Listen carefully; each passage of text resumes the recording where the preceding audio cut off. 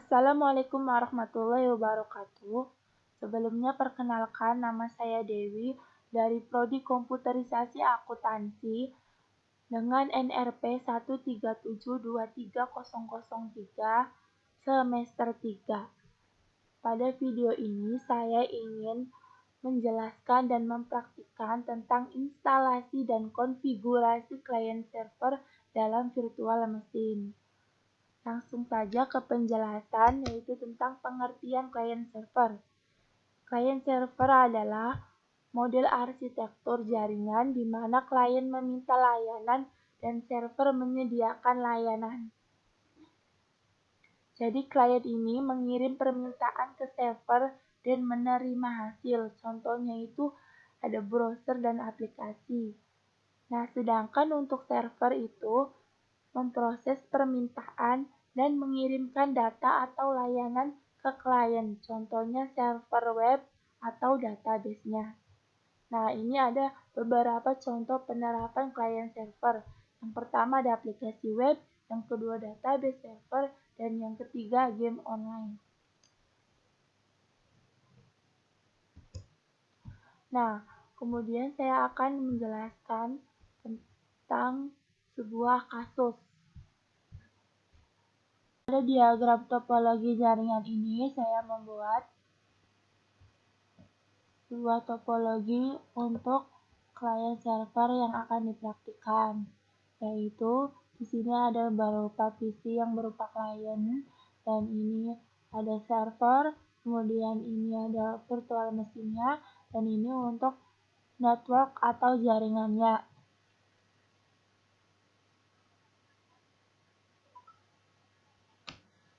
Nah, pada diagram topologi ini menunjukkan bagaimana klien dan virtual mesin itu saling terhubung melalui jaringan. Nah, dan klien ini berkomunikasi dengan server, dan server mengelola serta menyediakan akses ke virtual mesin. Jadi, ketiganya itu juga terhubung dengan internet. Sekian aja untuk penjelasannya. Kita langsung aja ke proses instalasi dan konfigurasi klien servernya. Oke, tanpa berlama-lama, kita langsung aja buka mesin VirtualBox-nya.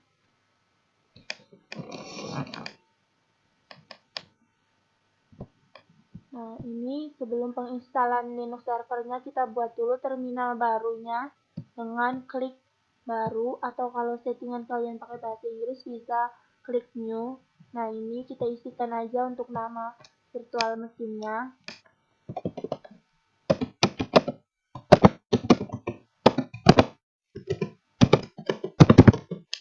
Nah, ini untuk folder penyimpanannya. Pastiin folder penyimpanan kalian kosong atau masih memiliki ruang yang cukup banyak untuk menyimpan folder virtual mesin ini. Nah, ini untuk image ISO-nya, pilih yang Ubuntu Live Server. Saya udah download. Kalau kalian belum download, bisa download di situs resmi Ubuntu yang versi 24.04.1. Kalau udah, klik aja klik lewati ini supaya kita bisa mengatur secara manual. Nah, kalau udah, kita klik lanjut. Nah, untuk penyimpanan memorinya ini bisa diatur. Kalau kapasitas laptop atau komputer kalian kecil, bisa diatur. Saya ke 1024 MB aja. Nah, untuk prosesornya saya pilih 2 supaya proses instalasinya lebih cepat. Kemudian klik lanjut. Ini untuk penyimpanan harddisknya, saya pilih 10 MB aja. Nah, kalau udah, klik lanjut. Nah, ini tadi yang udah diisi. Kalau mau ada yang dirubah, bisa klik kembali atau back. Kalau nggak ada, kita langsung aja klik selesai. Nah, untuk prosesnya kita masuk dulu ke menu pengaturan.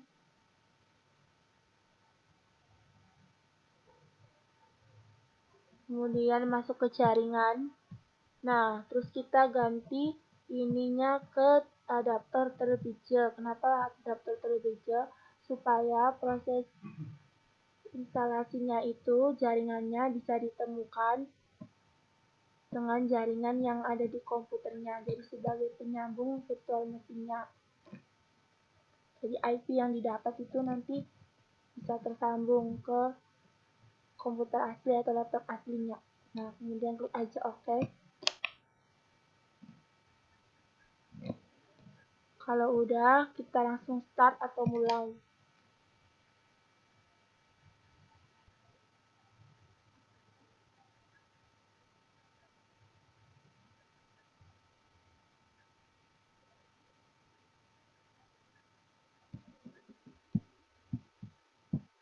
Nah, untuk ini langsung aja kita enter. Ini untuk proses instalasi Ubuntu-nya, ditunggu aja.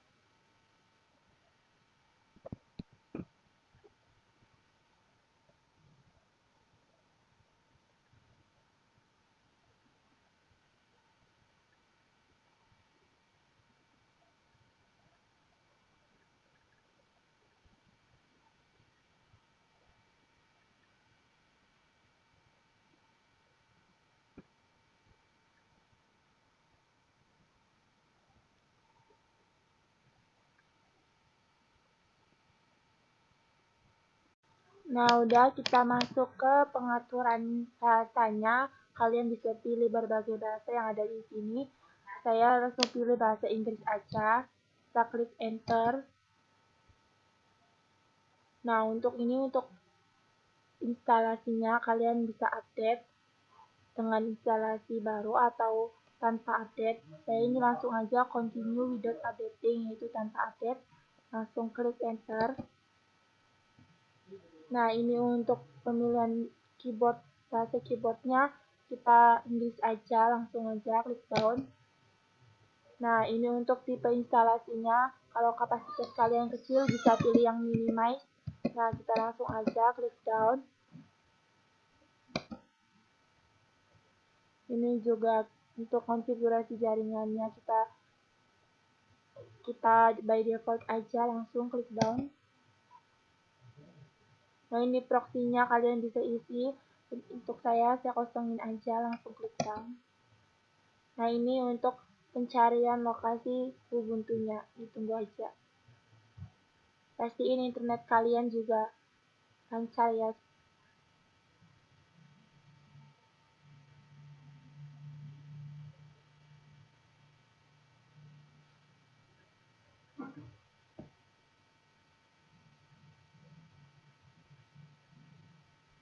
Nah, ini udah, kita langsung aja klik down.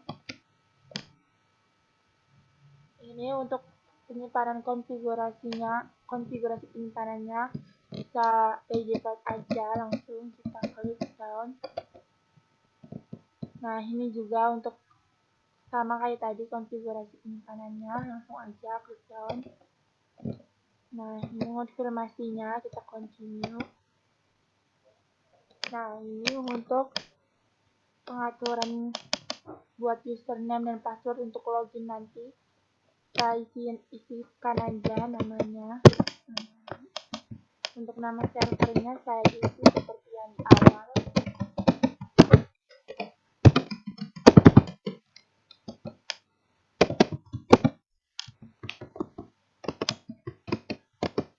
Kalau udah, klik aja down. Nah, ini untuk upgrade ke Ubuntu Pro. Kalian bisa pilih, kalau kalian mau pilih Ubuntu Pro, klik aja ini enter. Kalau enggak, langsung aja kita continue. Nah, ini juga untuk install SSH-nya. Saya langsung aja klik down. Nah, ini ada beberapa pengaturan lain. Karena saya tidak perlu, maka saya langsung aja klik down. Nah, ini untuk proses instalasi sistemnya. Di sini bakal memakan waktu yang cukup lama, maka karena itu pastikan internet kalian juga lancar supaya proses instalasinya lebih cepat dan lebih lancar. Ditunggu aja beberapa waktu.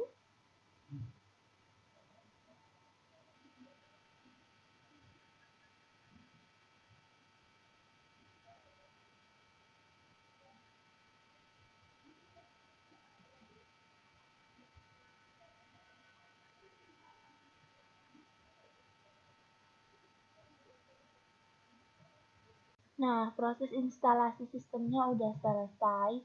Kalau udah, kita langsung aja reboot now, yaitu memulai ulang instalasi yang tadi. Langsung aja klik reboot now.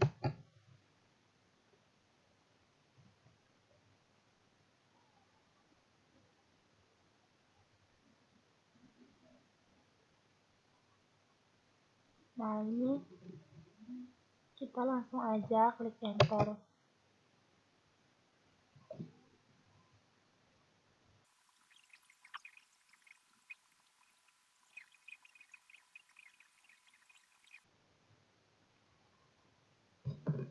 Nah, ini sudah masuk ke menu loginnya.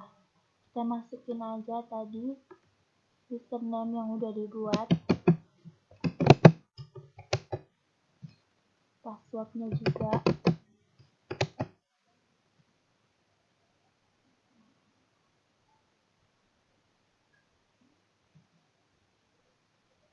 Berarti proses instalasi Linux server udah berhasil dilakukan dengan berbagai proses yang udah dilalui tadi.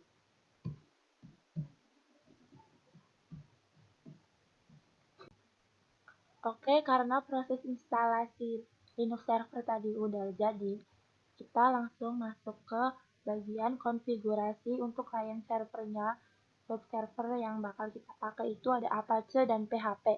Nah, kita langsung aja login dengan username yang tadi udah kita buat.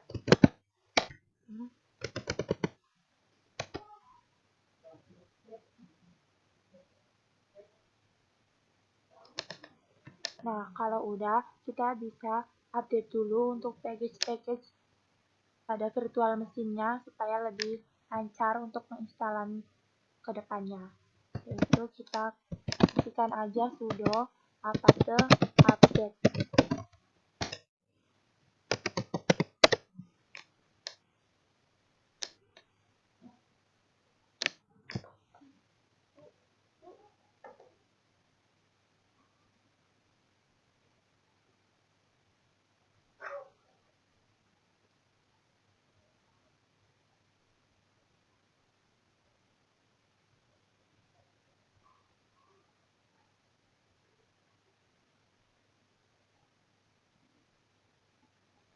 Nah, kemudian kita langsung aja ke proses instalasi web server yang pertama, yaitu Apache. Kita ketikkan perintahnya itu sudo apache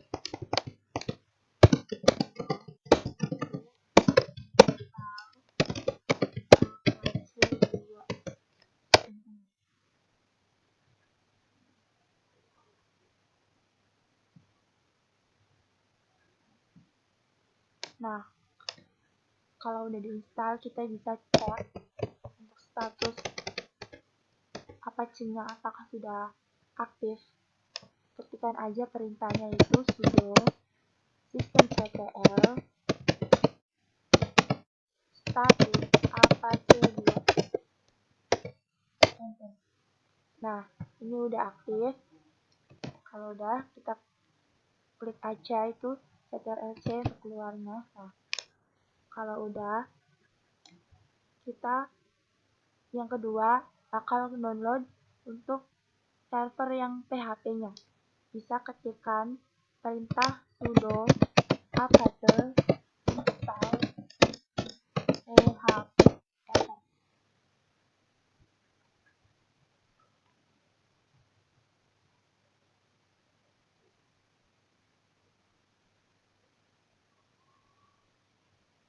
Nah, kalau udah, kita bakal buat file HTML untuk web servernya. Jadi, kita ketikkan ini var www.html.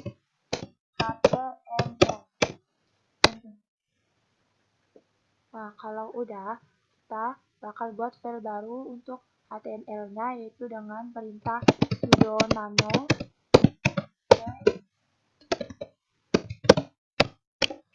HTML. Nah, di sini kita bakal masukin untuk buat website sederhana HTML-nya.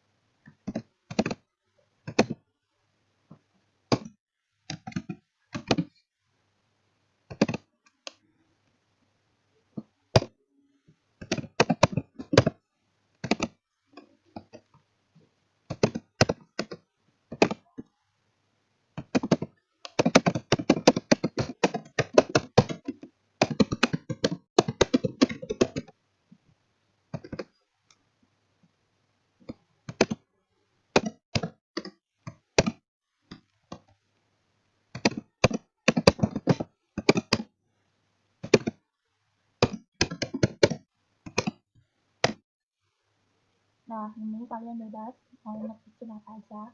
Ini saya ketik untuk web server berhasil dijalankan. Nah, kalau udah selesai, kita ketikkan aja Ctrl S, kemudian dia untuk menyimpan, kemudian Enter. Nah, untuk melihat tadi filenya apakah sudah tersimpan, kita bisa klik S, dan di sini sudah tersimpan. Nah, kemudian kita bakal buat untuk yang PHP-nya. Klik aja sebelumnya.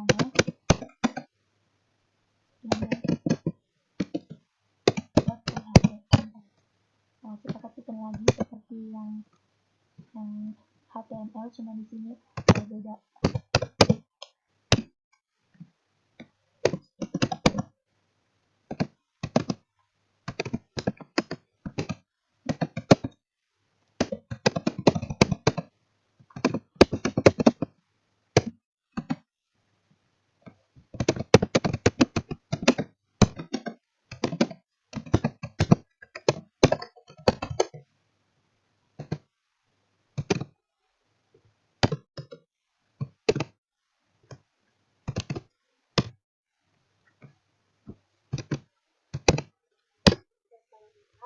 Seperti tadi, Ctrl S, untuk menyimpan, kemudian Enter. Nah, kalau udah, bisa cek lagi di ls. Nah, kalau udah kita keluar aja, kembali ke folder utama tadi. Jangan ketik cd. Ya.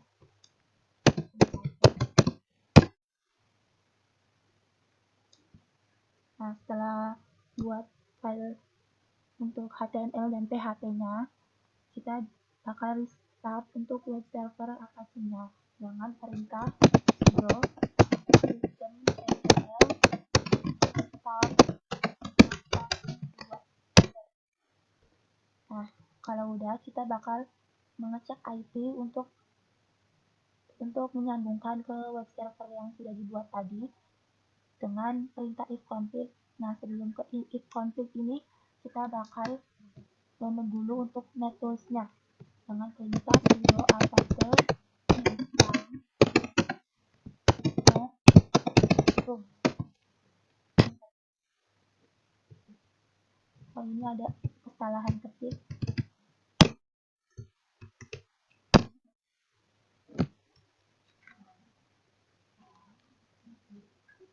Nah, kemudian kalau udah ini, kita bisa ketikkan untuk ping Google-nya.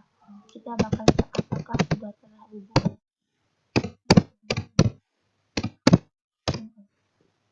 Nah, ini udah TTL ya, berarti sudah terhubung. Kita Ctrl C aja.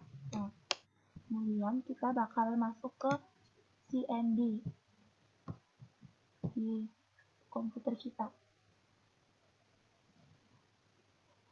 Ketikkan aja CMD. Nah, ini form perintah. Nah, ini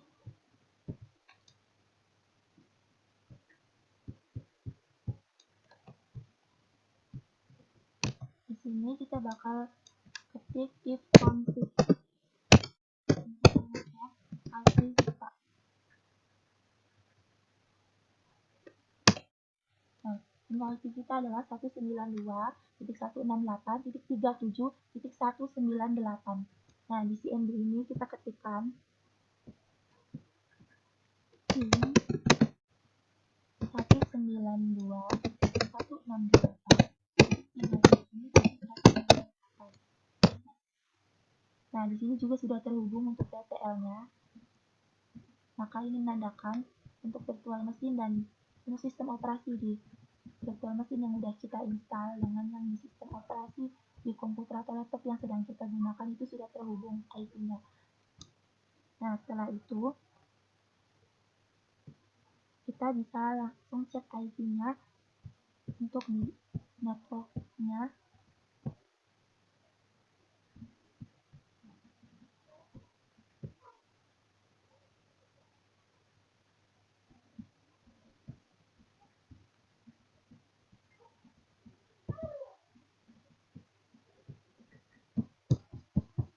Ini saya kecil aja.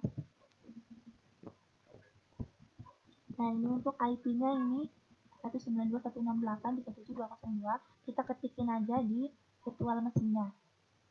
Ini 192.168.202. Nah, udah selesai aja. Nah, kalau udah, kita bakal cek untuk layanan di servernya, klien servernya apakah sudah tersambung. Yang dicek di Google, kalian bisa pakai Google atau Chrome. Di sini saya pakai Chrome.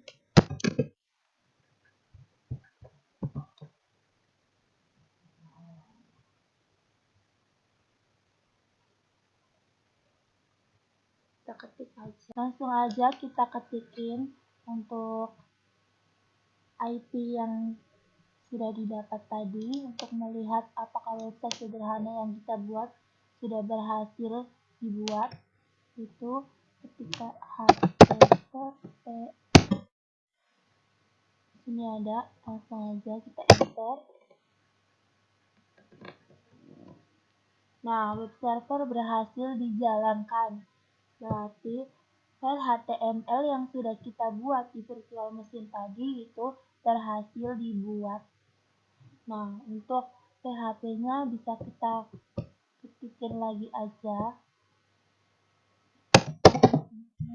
Ini ganti aja settingnya. Index.php.